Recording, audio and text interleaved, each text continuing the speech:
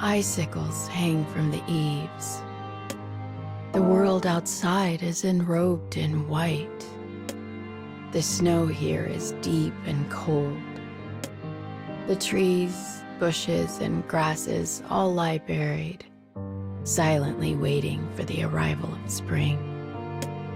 A girl of tender age gazes out the window. "Here you go, honey." The girl turns to face the speaker and finds her mother offering her a cup with steam furling from the top. It's filled with warm goat milk.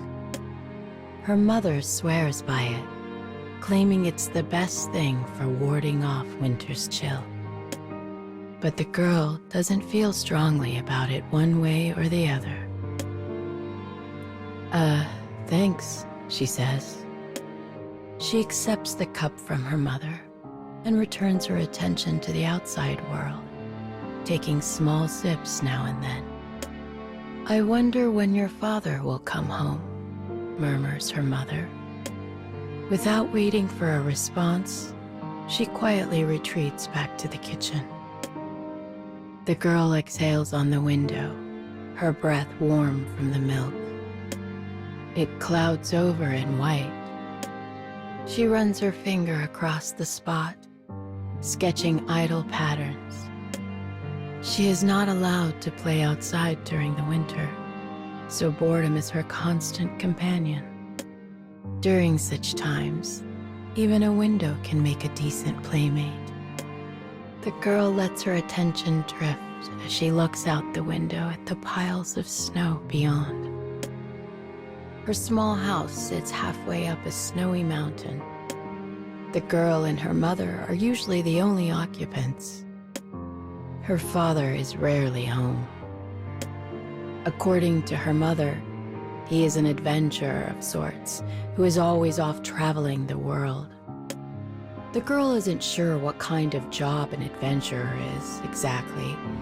All she knows is that her father is very busy. But her mother has a litany of complaints about him, and she is never shy to make her opinions known. "Your father never listens. He's stubborn as a mule, drunk as a skunk, and he never, ever, ever thinks about his family. He only cares about his damn adventures." And she always finishes her rant with the same exasperated phrase, "I honestly don't know what to do with that man." The girl is too young to speak with her mother as an equal. But as her mother has no one else to talk to, she grumbles away, as much to herself as her daughter most days.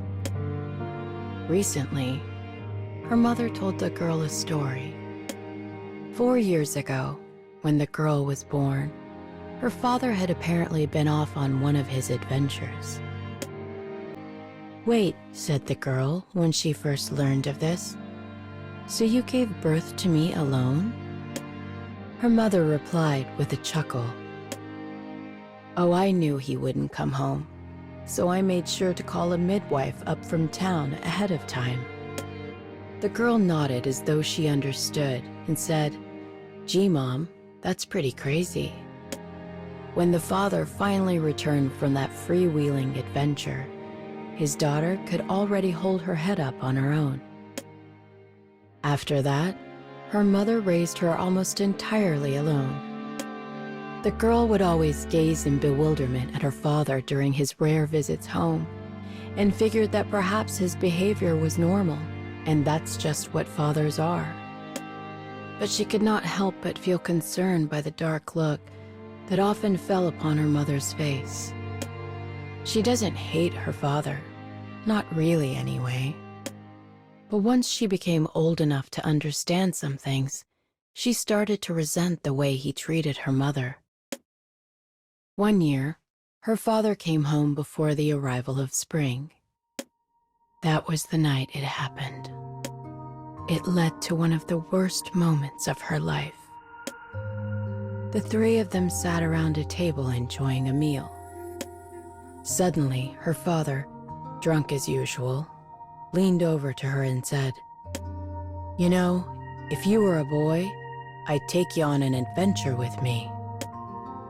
Before she knew it, her eyes were filled with tears. Why am I crying about this, she wondered. For a moment, her mind was a blazing whirl of emotion. Her father had laughed the whole thing off, claiming it was a joke and ruffling her hair. But it was no joke to her. As far as she was concerned, her father had denied her very existence. As the days passed, another emotion began to bud within the girl, one far different from her usual sadness and isolation. It was a spirit of defiance toward her father.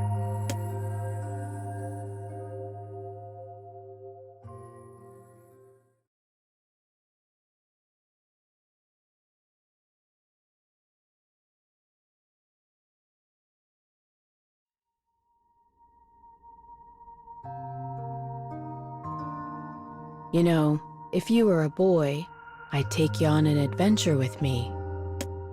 2 years have passed since her father hollowed out her heart. Though she is older now, she still lives alone with her mother. Her father continues to live his life of freedom, stumbling home whenever the mood strikes. Why does Dad like adventures so much? Why does Dad think they're more important than Mom? Why does Dad hate me? These questions often enter the girl's mind before she falls asleep. But one of her lean years can never find the answer. Eventually, as always, her father wanders home. When he crashes through the door, he hands over all sorts of random articles to her mother. They're a mix of strange statues, odd flowers, and a dozen other useless trinkets, but he refers to them proudly as his spoils. "Sell them for money," her father says proudly, but the girl knows from her mother that his spoils are near to worthless. In the end, her mother always paid their living expenses by knitting clothes and gloves and selling them in town. But of course, her father has no idea. She asked her mother once why she didn't tell her father this, and she just shook her head. Those spoils are important to him. If he ever realized they were junk, it would make him terribly upset. After handing over his most recent spoils, her father gulps down strong alcohol with dinner. Though he is usually silent on his first night back, this time he gleefully spins tales of his adventures. Ever since the incident of 2 years ago, the girl had avoided her father when he drank. She couldn't bear having him say something so cruel again. That's why she rarely hears his adventuring tales directly. But his booming voice is impossible to avoid in the small house, and it reaches her as she lies in bed. He raves about fighting a ferocious beast in a scorching volcano, claims to have discovered ancient ruins in a deep wood, and weaves a tale of a titan's mirage in a land of illusion. "Bet I would love these stories if I was a boy," mutters the girl.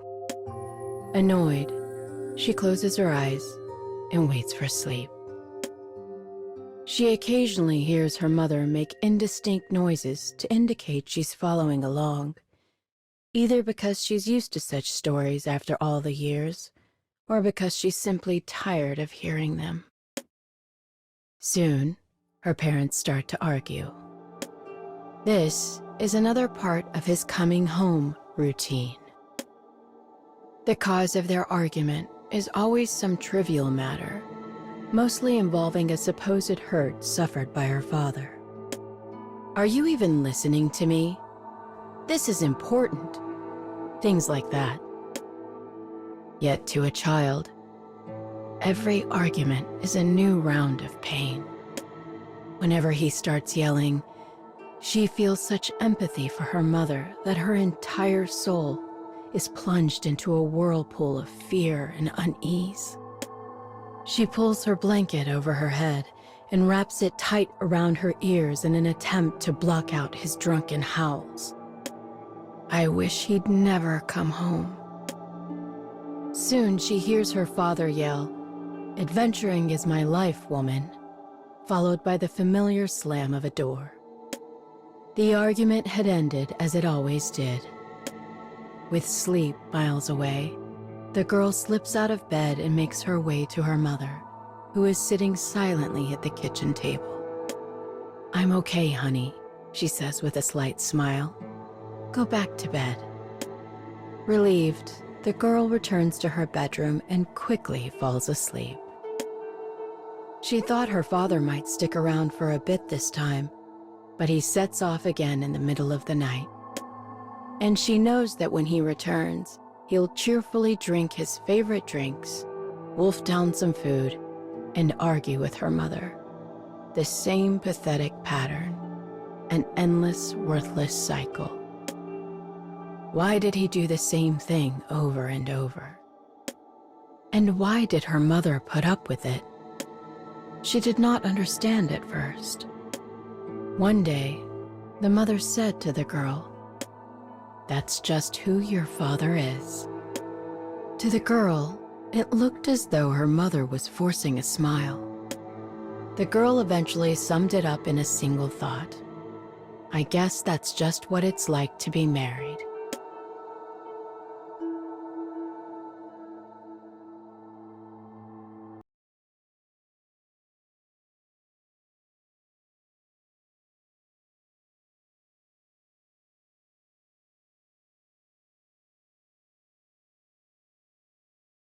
Days pass. Months pass. How many winters has it been now? As always, she drinks her warm goat milk and stares out the window at nothing of particular importance. Giant trees, mysterious animals, colorful flowers, creepy insects. From spring to autumn, the whole outdoors surrounding their home is her special place. She spends her days covered in mud as she runs through the mountains, following her curiosity wherever it leads. But winter? Well, winter is different. Deep banks of snow confine the girl to her house. Her world shrinks down to a single fogged-over window. She hates winter. She hates it with all that she is. This winter, her mother is nearing full term with her second child. But her father is off wandering the world again, so the two of them are home alone. Despite her pregnancy, her mother stays busy with housework and knitting. The girl understands this is what supports them both, and does her best to play alone and out of the way. But the house is so very boring. Lately, she's been whittling herself small toys out of wood, but that can only pass the time for so long. Today, the girl simply sits and waits for the day to end. Eventually, her gaze leaves the window and wanders about. This room, with a large table and fireplace, is where she and her mother, and occasionally her father, take their meals. Bottles of her father's drinks sit in a row on the mantel. They almost seem lonely, as if wondering why no one has yet popped their corks to enjoy the wonders within. In the kitchen, something bubbles merrily away. Her mother is preparing dinner. Though there is still milk in her cup, she sets it on the table and wanders off to find a different room to play in. Sadly, the house is not very large. She arrives at her destination within seconds. A tired wooden door stands before her. And on the other side is a mystery. Boredom has made the girl bold. This is the only room in the house she has never seen. It is her father's room. He has forbidden anyone else from entering it. "I have important things in there," he often said. and I don't need you fiddling around." "He is definitely hiding something," says the girl to no one. She feels years of defiance and resentment boiling up, and suddenly wants to open that door more than anything. But if her mother catches her, she will be very upset. Her mother takes promises with her father seriously, after all. That was why she snuck past her mother in the kitchen and approached the door on feet as quiet as a cat. Before her, a door. Behind it, a space for her father alone. She can hear her own heartbeat. Sweat glistens on her palms. She is nervous about disobeying her father, but also about learning his secrets. Finally, the girl pushes the ill-fitted wooden door ajar, slips through the gap, and closes it behind her. The room is silent in the absence of its owner. It is also exceedingly plain, with only a bed, a desk, and a small assortment of adventuring tools. She begins her exploration at the desk. It is covered with a messy stack of papers. There is a date scrawled on each. The girl flips through the papers idly. They are records of his adventures. The rough handwriting belies the fact he wrote them all himself. Each story tells of dangers faced on his travels, of moments that mark the line between life and death. They tell what he thought, what he did, and how he felt. They also speak of all the marvelous sights he has seen. They're so detailed, it's like the girl is there with him. She digs deeper and deeper into the pile before finally reaching the bottom, where she finds a paper from one year in particular, the year she was born. She opens the record and begins to read, and as she does, her heart leaps into her throat.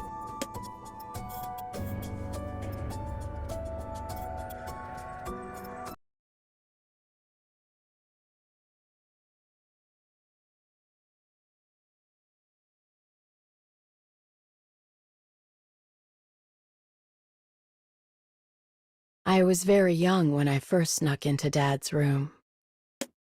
He had a pile of writings there, but one in particular spoke to me. The date on the cover was from the year I was born. My name was written at the top, and below that was paragraph after paragraph of kind words for his beloved child. I'd often doubted he even remembered me at all, so I held it tight and read furiously.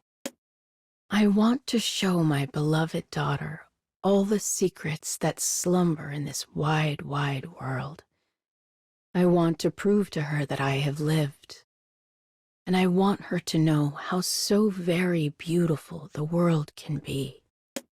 That's why I'm writing down my adventures starting today, so that someday she can know all this for herself. My only wish is that her life be filled with joy and wonder. I would give anything for that. Dad was a large, loud, awkward man, and he was terrible at expressing his feelings, especially love. But in that moment, I suddenly understood him. The date on that entry was 3 months after my birthday. Mom told me he was off adventuring the day I was born. He must have written it when he came back. That's just the kind of man he was. After that, my impression of him changed. Once I knew he loved me, really knew it, my feelings of defiance and revulsion slowly began to change. A few days after I snuck into his room, he came home. Like always, he got hammered, fought with Mom, and stomped off to his room. I was still young, and though I understood him a little bit better, I hadn't had time to process everything yet, so I was still annoyed. It was hard to hear them fight, especially because I knew how much it hurt Mom. And like I said, I was still processing everything. But somehow, I mustered up the courage to give him a present. It was the next morning, just as he was heading out. The snow was heavy that day. I woke up early, walked outside, and handed him a letter and a good luck charm I'd carved out of wood. It was the first present I'd ever given him, and he looked a little shocked to receive it. But then he smiled at me, muttered an awkward thank you, and tucked them both away in one of his pockets. That smile made me feel like my heart was going to burst. Then he walked over the horizon and disappeared. I was euphoric, flying, so I ran back inside and asked Mom to teach me how to knit. I wanted to make him a pair of mittens for when he got back. I'd never given a damn about knitting before, but now making something nice for Dad was all I could think about. Maybe I thought it would make up for all the coldness I'd shown him over the years. Unfortunately, I was never able to give him those mittens. Because after he left that day, he never came back. I've been waiting for 10 years now. You're back, you're back. Tell me a story, an adventure story. When I open the door and enter the house, my little brother runs up and attaches himself to my leg. He's far happier than I ever was at that age. And why not? He's healthy and loved and has the whole outdoors as his playground. But unlike me, all he knows about Dad are his stories. I'm gonna be an adventurer just like you, sis. I now travel the world as a fledgling adventurer. And on the occasions I make it home, I always make sure to spin my brother a tale or three. The records my father left behind are my most precious treasures. Mom was beside herself when I told her I was going to be an adventurer, but she eventually came around. You can only fight what's in your blood for so long, you know? I still remember what Dad said that night. You know, if you were a boy, I'd take you on an adventure with me. I hated him in that moment, and it took a long, long time for that hate to finally drain away. And while I couldn't express what I felt when I was a kid, I can put it into words now. He was wrong. I knew he was wrong, and I wanted him to admit it. So I'm going to prove to him that a woman can be just as skilled an adventurer as any man. I guess I really am his daughter, huh? Anyway, if I ever find him out there in this great wide world, I'll do what Mom would do and give him holy hell. And each time I set out for some new and unseen land, I pray this is the time where it will finally happen. And of course, I always carry the mittens. You know, just in case.